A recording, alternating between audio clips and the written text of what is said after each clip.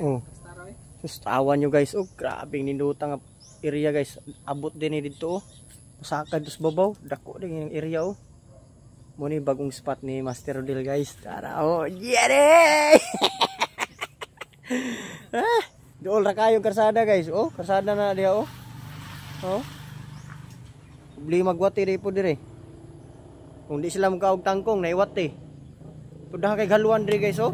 Lagi kanak saluan tawa. No.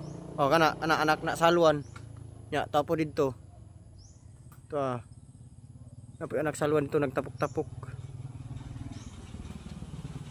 Kana na ginainahan. Kini paglutaw sa inahan ani nya kay kang Master Rodel kay tiksay alagiti gina. Apa dito guys oh. Dako kani. Musabay mo to si Nonoy nya. Tuara ning tunga na gidil. Piti na dil bigi dil. Wala ko kaplasta. Wala. Musabay mo to si Nonoy problema kay busy pa kayong barangay. Mo siya kasabay.